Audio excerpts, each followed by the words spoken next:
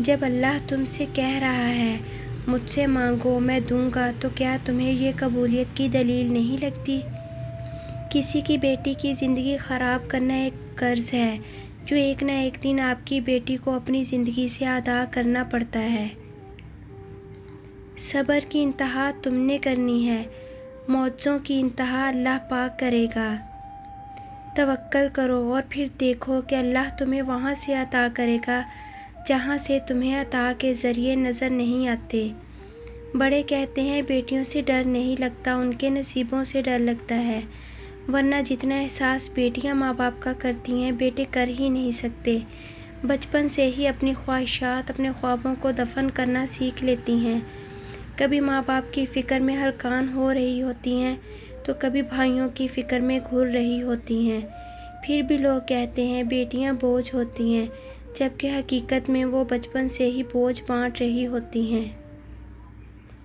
بات تو ساری تڑپ کی ہے، ورنہ وقت تو سارے ہی قبولیت کے ہوتے ہیں۔ سب سے بہترین صبر وہ ہے جو تم نے اللہ کی رضا کے لیے کیا۔ اخلاق وہ موتی ہے جس کی کوئی قیمت نہیں ہوتی، مگر اس سے ہر چیز خریدی جا سکتی ہے۔ مرد وہ ہے جو اپنی بہن کے نصیب سے ڈر کر کسی اور کی بہن کے ساتھ نہ کھیلے، کیونکہ دنیا مکافات عمل ہے۔ اگر تم کسی کی بہن کے ساتھ غلط کرو گے تو کل کو تمہاری بہن کے ساتھ بھی وہی ہوگا۔ بہترین میاں بیوی کی سب سے بڑی خاصیت یہ ہے کہ وہ آپس میں اختلافات اور ناراضگی کے باوجود ایک دوسرے کا خیال اور فکر کرنا نہیں چھوڑتے۔ تم کیوں پریشان ہوتے ہو؟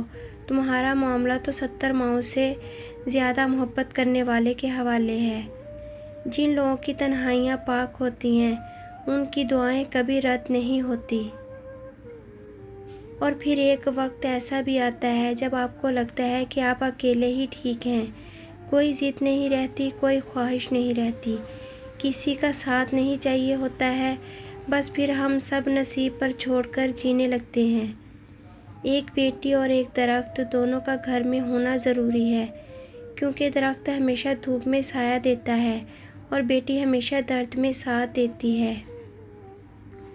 اچھے لوگوں سے بھی غلطیاں ہو جاتی ہیں، اس کا مطلب یہ نہیں کہ وہ برے ہو گئے ہیں، بلکہ اس کا مطلب یہ ہے کہ وہ بھی انسان ہیں۔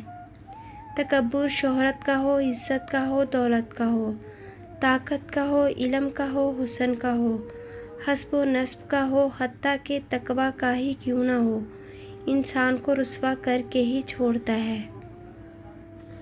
ہم تصویروں میں خوبصورت اور نمایاں نظر آنا چاہتے ہیں، مگر کردار کی فکر نہیں کرتے اور بھول جاتے ہیں کہ انسان کا کردار، اخلاق ہی اس کی سب سے بہترین تصویر ہے۔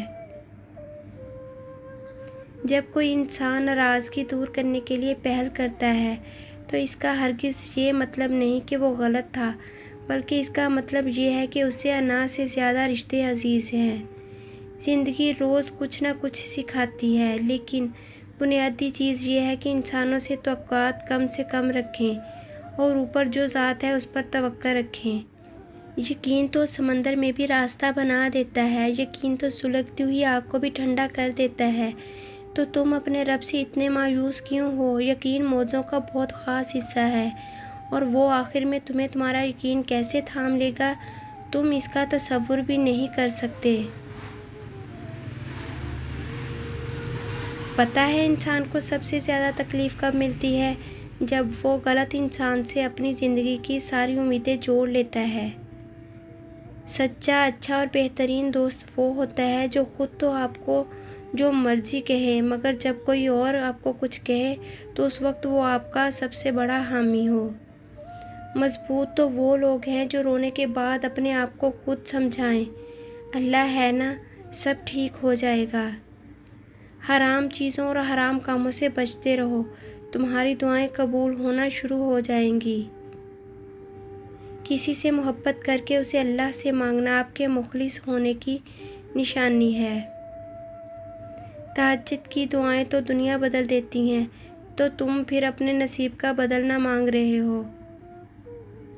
آخرت پر فوکس کرو، دنیا میں صرف دھوکے ہی ملیں گے۔ شفا بن جاتے ہیں وہ آنسو جو تاک راتوں میں بہائے جاتے ہیں۔